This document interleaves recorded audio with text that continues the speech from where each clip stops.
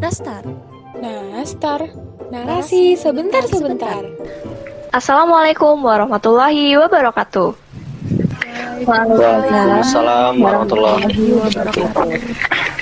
Taqabbalallahu minna wa minkum. Semoga Allah menerima amalan dari kita dan dari kamu sekalian, dan semoga Allah menyempurnakannya atasmu. Amin amin ya rabbal alamin.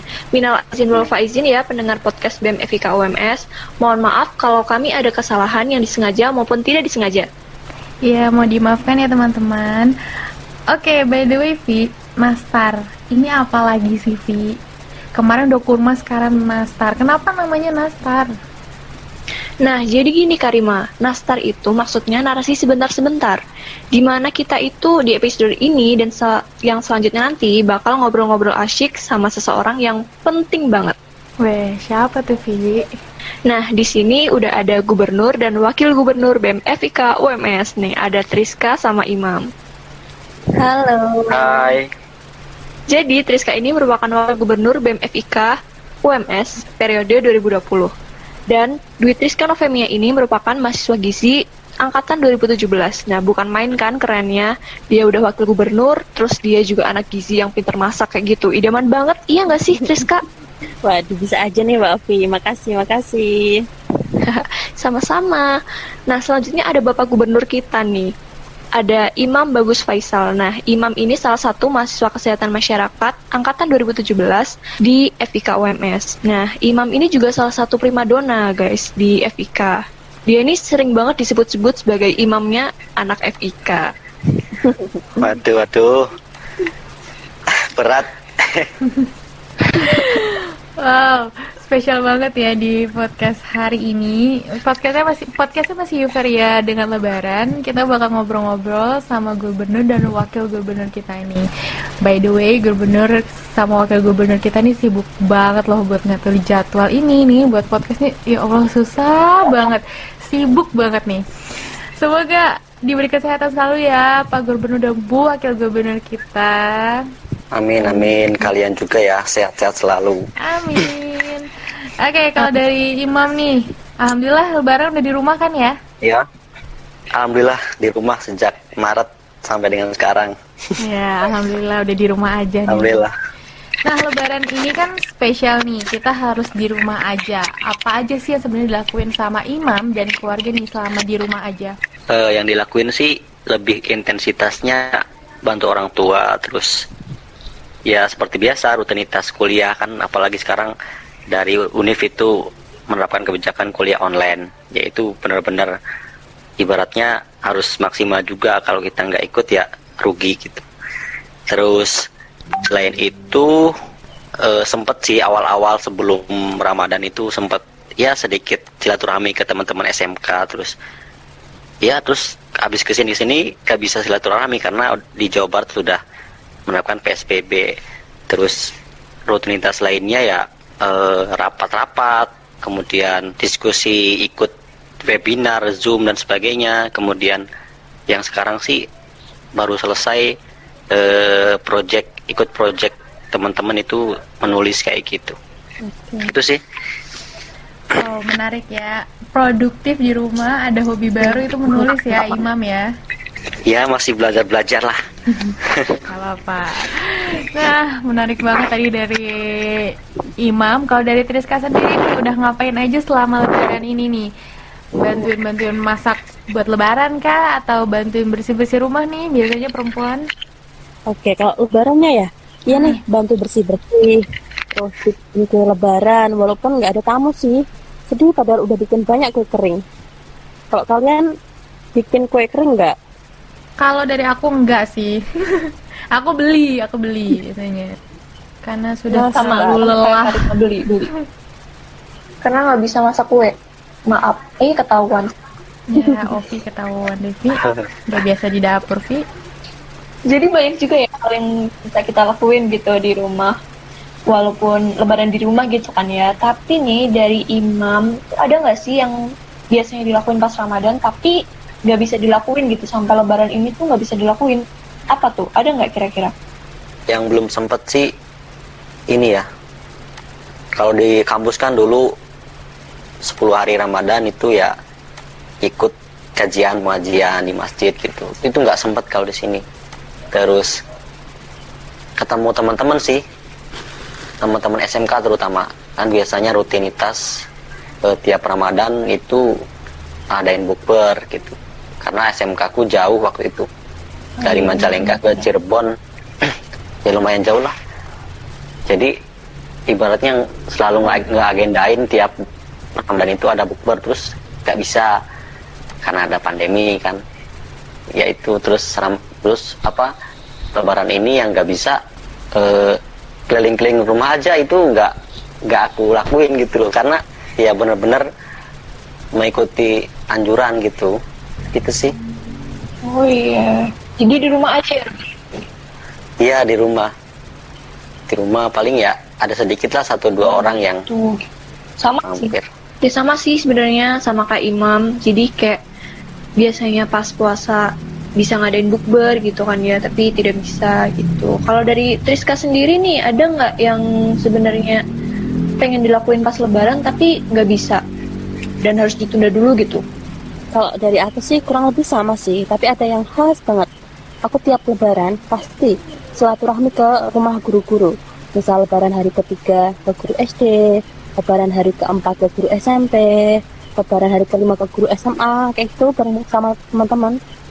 Ternyata tahun ini nggak bisa. Oh Jadi nggak gitu. di rumah aja. Oh iya, jadi kita tetap di rumah aja ya, mengikuti protokol kesehatan gitu. Nah kalau dari Karima sendiri nih gimana nih? Ada nggak yang wajib dilakukan pas Lebaran tapi ternyata nggak bisa gitu? Sama sih kayak teman-teman yang lain, itu biasanya ketemuan, tapi biasanya kalau aku sama keluarga besar, karena biasanya keluarga besar aku tuh ngumpul di rumah aku. Tapi Lebaran ini ya sepi sih, karena keluarga besarnya nggak ada yang ngumpul di rumah. Tapi ya mau gimana lagi, kan kita juga harus mengikuti anjuran pemerintah gitu. Tapi nih ada hal yang udah jadi perbincangan dari teman-teman juga di sosial media ya, mengenai pertanyaan-pertanyaan dari keluarga besar nih, kayak sekarang semester berapa, kuliah di mana, betah kan sama jurusannya. Dan yang paling ngeri itu pertanyaan yang muncul itu, udah punya pacar belum? Sekarang deket sama siapa? Itu pertanyaan-pertanyaan basa-basi yang biasanya diucapin juga nggak sih sama keluarganya Triska? Iya, makanya ngeri banget. Bener banget, pasti ada aja yang nanya kayak gitu. Tapi sih ada yang gimana ya, aku nggak suka dia ngomong tentang ini, tapi aku nggak bisa nolak, kan pasti banget. Nah, Ada yang nanya kayak apa gitu. tuh? Apa? Dia ngomong kayak gini, loh kok Triska makin gendutan, kok Triska jadi jerawatan. Yang itu ya, itu lebih cantik kalau kurus kayak gitu loh. Padahal kan nggak suka tahu cewek digituin. Iya benar-benar itu kayak basa-basi yang udah lumrah ya, yang udah biasa gitu. Oke, kalau dari Triska sendiri biasanya menyikapi hal-hal atau pertanyaan-pertanyaan seperti itu gimana tuh? Kabur kah atau ya udah ngeladenin aja? Aku sih cuma bisa jawab hehe ya, padahal kan aslinya nyesel banget kalau udah nyinggung fisik. Ya harusnya kan standar kecantikan nggak bisa hanya dari muka atau fisik aja, nggak bisa hanya dari warna kulit, panjang hidung, lurusnya rambut, tatanya gigi, bentuk kuku yang panjang, ukuran mata, apalagi angka di timbangan. Definisi cantik bagi itu luas dan kompleks. Ketika have a good knowledge, good looking, good speaking, good attitude, dan mampu berdamai dengan diri sendiri. Aku nih bisa juga jadi tips buat teman-teman. Kalau ngeyakinin diri sendiri sih dengan ngomong dalam hati. You are more powerful than you know. You are beautiful just as you are. Just as you are. Jadi kalau kita bisa berdamai dengan diri sendiri, bersyukur dengan diri sendiri, mencintai diri sendiri, menjadi versi terbaik dari kita sendiri, bawaannya tuh bahagia terus nggak sih?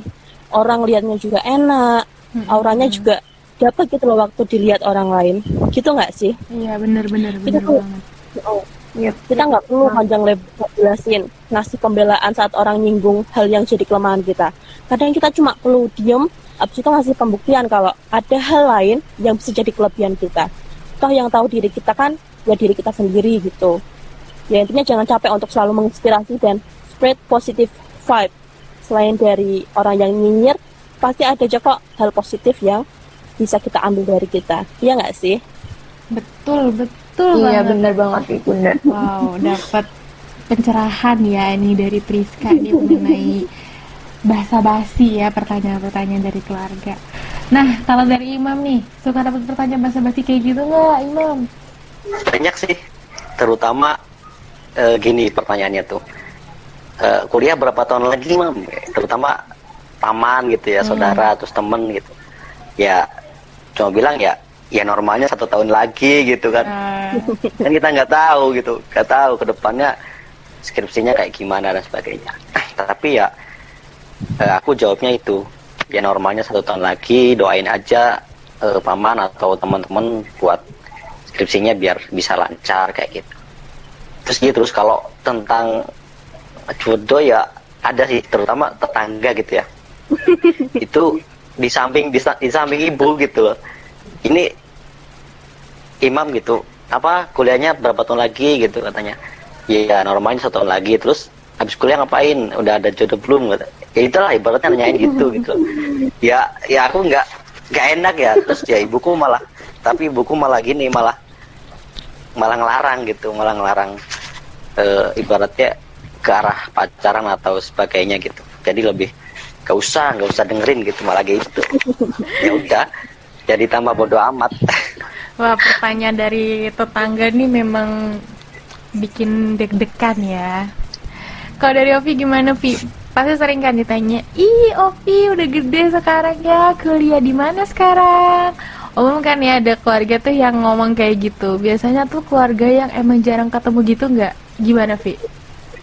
Iya sih, sering banget. Apalagi keluarga yang kayak ketemunya setahun sekali kayak gitu. Ya ampun, Ovi sekarang udah kuliah aja kayak gitu. Belum lagi kayak, wah bentar lagi berarti apa nih namanya? Kayak mama aku mau mantu nih kayak gitu. Tapi biasanya sih ibu aku selalu bilang kayak, enggak lah, masih lama kayak gitu. Ya sama sih pertanyaannya juga kayak udah punya pacar belum, deket sama siapa gitu, mau nikah kapan. Tapi aku selalu jawab kayak enggak lah, aku kuliah dulu aja kayak gitu. Pusing ditanya kayak begitu. Ini aja pusing mikir jodohnya siapa. Jodohnya belum ketemu ya, Vi? Iya, belum ketemu. Tapi ya kangen gak sih sama selain pertanyaan-pertanyaan tadi ya, walaupun ya mungkin agak mengganggu, tapi ya kangen juga gak sih sama suara takbiran keliling? Kangen banget sumpah. Kangen banget sih, gila. Kangen banget ya. Jujur kangen banget juga sih. Itu tuh jadi satu hal yang identik juga di Lebaran biasanya. Dengerin masyarakat sekitar tuh takbir keliling dan biasanya main kembang api setelahnya. Kangen banget sih hal-hal kayak gitu ya. Iya. Kalau di Iya. aku malah. Iya bener banget nih Kak. Kalian tahu ini nggak? Kalian tahu kalau di kampung namanya itu kan yang suka bangunin sahur itu obruk-obruk ya, kalau di aku namanya. Nah itu pokoknya kalau takbiran itu itu kalau orang Sunda gitu ngomongnya itu. Kalau takbiran itu ya dari mereka yang biasa bangunin sahur itu ya keliling kampung semua gitu. Sekarang nggak ada. Ngomong-ngomong soal hal identik tentang Lebaran nih, ada hal juga yang identik sama Lebaran, yaitu mudik sama halal bihalal. Tapi nih sayangnya kita nggak bisa ngelakuin kedua hal tersebut karena ya keadaan yang seperti ini ya guys. Kalau dari aku sendiri tuh biasanya nggak mudik sih karena emang keluarga aku tuh di sini semua gitu. Paling mudik paling jauh juga paling kayak ke kota sebelah yang cuma 1 jam gitu doang. Terus kalau misalnya kumpul juga kayak ya udah di rumah tetangga karena emang saudara sendiri juga di situ gitu. Kalau dari kalian sendiri gimana? Biasanya mudik nggak? Dari Imam sendiri nih gimana? Mudik nggak biasanya? Ya, jadi berapa kali aku nikmatin Ramadan di kota orang gitu ya. Pas SMK 3 tahun. Karena lumayan jauh juga. Terus sekarang kuliah udah tahun ketiga Ramadan sekarang gitu. Kebetulan ya itulah di rantau terus gitu. Jadi suasana di luar itu memang aku suka, dalam artian pas Ramadan itu di luar kampung ya, di tempat rantau gitu. Dan sekarang dari sebelum Ramadan sampai dengan Lebaran itu di rumah terus. Malah aku ibaratnya agak dalam tanda kutip menyesali gitu loh, kok nggak bisa dirantau gitu. Karena rasanya mudik itu ya benar-benar terpuaskan ketika mau lebaran terus pulang, rasanya itu ya melepas rindu gitu, melepas kangen sama orang tua, sama teman-teman gitu. Beda gitu. Jadi aku rasanya. lebih pokoknya ya aku agak sedikit kecewa mungkin ya, dalam artian seperti itu sih, karena terbiasa di luar gitu. Jadi yang biasanya mudik Gitu. gitu ya, mudik dari perantauan, terus sekarang jadi nggak bisa gitu ya, jadi kurang deket aja gitu lebarannya. Lebaran vibes-nya Iya, jadi betul. tidak terasa gitu ya. Iya betul. Nah kalau dari Triska sendiri ini gimana? Kalau aku sih tentang Mudik juga nggak kalau dari Triska? kalau aku sih nggak mudik sih, soalnya keluarga dulunya asli Jepara semua, makanya aku tuh pengen kayak punya suami yang dari luar kota biar tahu gitu loh rasanya mudik kayak gimana. Aneh nggak sih keisanku? Nggak apa-apa, aku juga pengen gitu soalnya. Iya sama kok, aku kayak Triska juga. Aku tuh keluarga tuh kebanyakan di sini semua, jadi nggak merasakan suasana buat mudik, sayangnya gitu. Karena kita lagi ada di situasi yang kurang baik nih, kalau dari Imam ada tips sama triks nggak buat lebaran di tengah pandemi kayak gini biar selalu sehat gitu? Tips dan trik yang pertama, sehat dalam artian kan sehat luas ya, nggak hanya fisik doang, terutama mental sih kalau menurutku. Dengan kita tetap tenang, tetap bahagia, tetap pikiran kita nggak terganggu, itu pasti suasana hati dan aktivitas kita juga ikut sehat gitu. Dengan tambah aktivitas mungkin ya sekedar sapu-sapu, nyapu halaman dan segala macam, itu udah ibaratnya 30 menit aja udah cukup kan.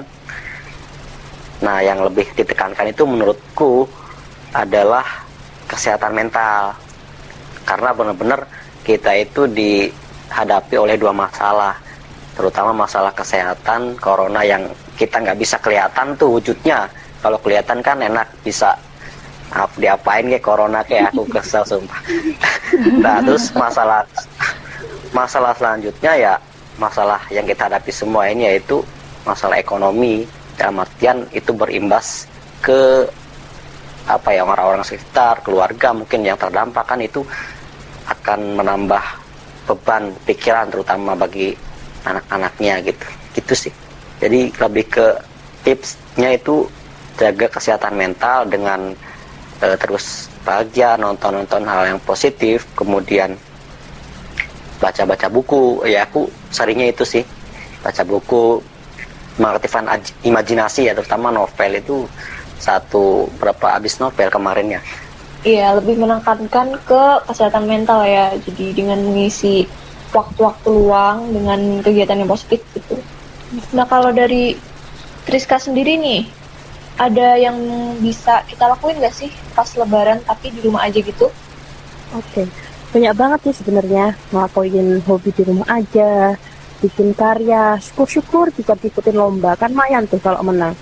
Terus karena banyak waktu luang, banyakin mikir masa depan juga, kayak bikin planning kecil-kecilan dari 1 tahun ke depan, mau ngapain aja, 5 tahun ke depan mau ngapain aja, 10 tahun ke depan mau ngapain aja, biar hidupnya tuh bisa kayak terstruktur dan ada target menjalani hidup kayak gitu. Yang penting sih sehat-sehat deh untuk semuanya. Semoga coronanya tuh jangan sampai menghalangi kita untuk terus bahagia kayak gitu sih. Iya benar banget tadi Triska, kita tetap kesehatan tuh tetap utama ya. Semoga kita tetap bisa jaga kesehatan ya, walaupun di rumah aja. Rajin untuk makan makanan yang sehat dan bergizi, perbanyak makan sayur dan buah juga, perbanyak aktivitas fisik, dan rajin juga buat olahraga ya. Nah iya betul banget nih. Walaupun di rumah aja sebenarnya banyak banget yang bisa kita lakuin. Jadi nggak cuma rebahan aja. Oke, sekian untuk podcast Lebaran pada hari ini. Setiap manusia terlahir suci tak berdosa. Perjalanan hiduplah yang membuatnya pernah melakukan dosa meski sekecil debu. Untuk itu, di hari yang fitri ini, kami ingin mohon maaf setulus hati, supaya dosa terampuni. Selamat Hari Raya Idul Fitri 1441 Hijriah. Jika pisau menggoreskan luka di tangan, maka lisan lebih bisa menancapkan luka di hati, sulit untuk diobati. Karena itu, mohon maaf lahir batin atas lidah yang tak bertulang. Selamat Hari Raya Idul Fitri 1441 Hijriah. Selamat Idul Fitri teman-teman, semoga sehat selalu dan dilancarkan segala urusannya. Mohon maaf lahir dan batin teman-teman. Kami mengucapkan terima kasih untuk pendengar setiap podcast BEM FIK UMS. Sekali lagi, kami memohon maaf jika ada perbuatan atau perkataan yang kurang berkenan di hati teman-teman. Wassalamualaikum warahmatullahi wabarakatuh. Waalaikumsalam warahmatullahi wabarakatuh. Kami dari BEM FIK UMS 2020 mengucapkan Selamat Hari Raya Idul Fitri 1441 Hijriah. Taqabbalallahu minna wa minkum. Semoga di Hari Raya Idul Fitri ini kita bisa mampu memetik berkah di bulan Ramadan yang telah kita lalui. Dan apabila dari kami terdapat salah-salah kata, salah-salah perbuatan, kami mengucapkan mohon maaf lahir dan batin.